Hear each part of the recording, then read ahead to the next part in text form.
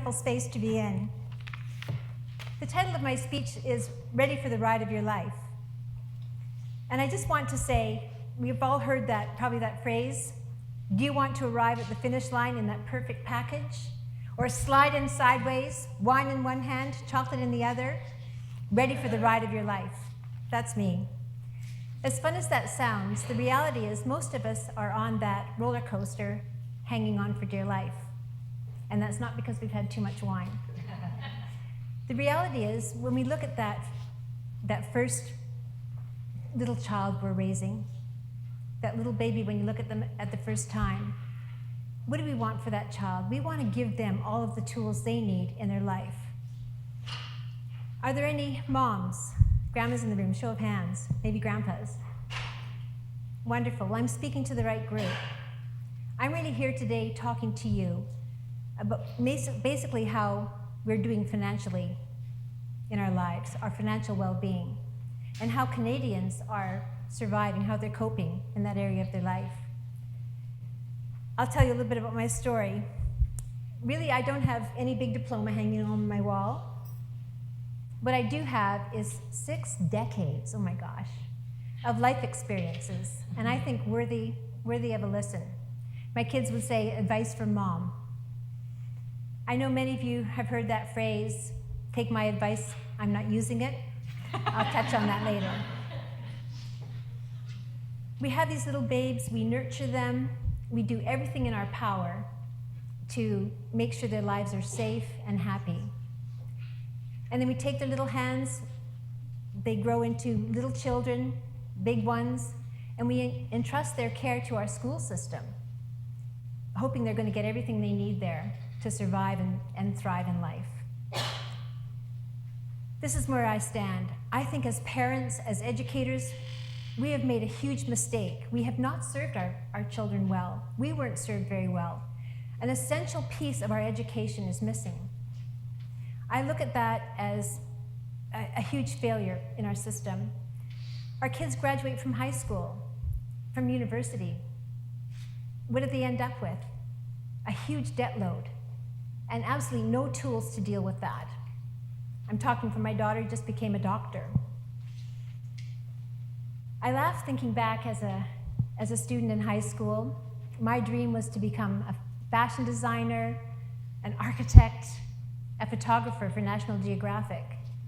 There was nothing in my curriculum that taught me about money. So as a young mom, I was married at age 20 to the man of my dreams. All we knew about money was you have to work hard to earn that money, and most often that paycheck was spent before you got it. I think a lot of people can identify with that. So we get a few tools as we're going through life, but who teaches us the rest? Yes, we have some financial people out there to help us, but it's those core rules, learning about the rule of 72, how a self-directed mortgage works, all of those other parts and pieces that no one teaches us. So do we get our advice from our parents who are struggling? From our overtaxed education system? Or the banks? Are they there to teach us? No. So really I see a huge need in our communities for more information. My husband and I, the next 20 years, we spent our livelihood raising a young family, trying to build our assets, trying to grow our life together. We ended up buying this beautiful acreage with a lake, 2 fabulous kids who were ready to start on their adult life, feeling really good about life. Everything was pretty wonderful. We hadn't really made much of a plan, didn't feel like we needed a plan. And then all of a sudden, 1995 raised its ugly head. That year started with me having a major car accident and head injury. I don't remember that part, so I'm a little blessed. But within 5 months, my husband had a stroke at age 43. He was taken out of the workforce. And if that wasn't enough, our son just finished his first year university, riding his brand new bike, 5 hours old, hadn't bought a helmet yet, got slammed by a drunk driver. 6 months. And here we are showing up at my daughter's graduation that June, Here's Chelsea like, oh my God, here's my family. We look like the Three Stooges. We're limping, drooling, bumps and bruises. It's pretty funny when I look back at the pictures. But in reality, here was our family. We were a train wreck. We were off the tracks. And the humor didn't continue. We ended up in that position where we lost everything we'd worked hard for. 20 years, 25 years of being together. Lost home, pensions, RSPs. It was devastating. So when a friend called me to see if I wanted to go to a financial event, it's like, oh my gosh. I'm struggling to look after a disabled husband, his aging parents. We had no money to invest. I laughed. But they persisted, and finally I said yes. I showed up at that seminar. That decision changed my life.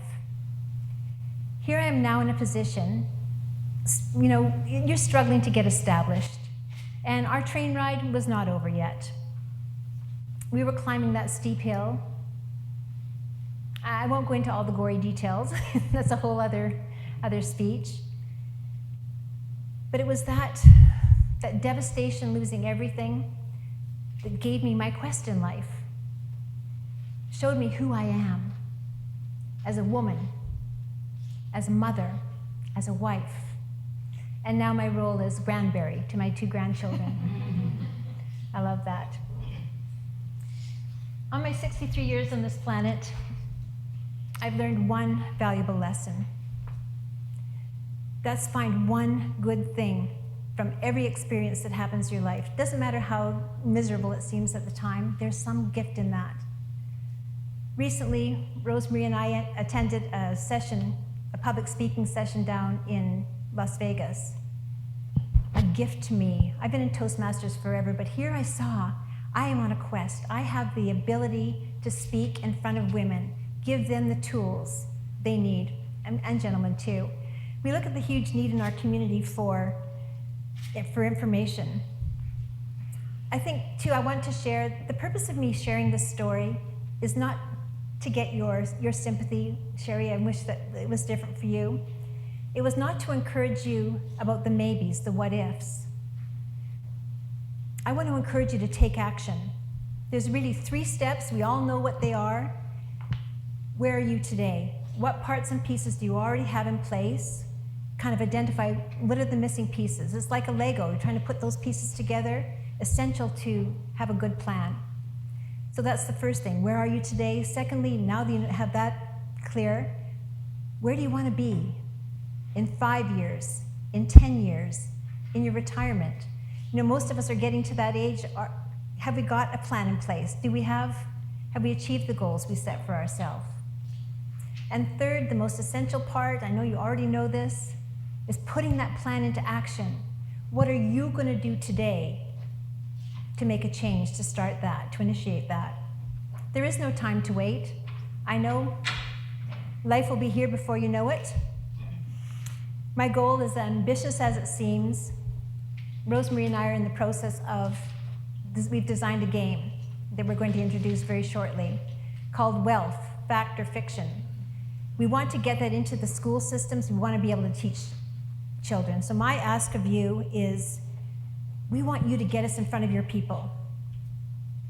This is a really exciting way to teach people, to teach kids and their parents how money works. Give them the opportunity to learn for themselves, have fun doing it, and really make a difference. The biggest question I find is, how do we motivate people to want to take action? I mean, that's the difficulty we're all going to face. They need to take control of their own financial destiny. No one's going to do it for them. I think together, this room, we have the power and the courage to make a huge difference. I want to light a big fire, and I'm asking you ladies, who's got a match?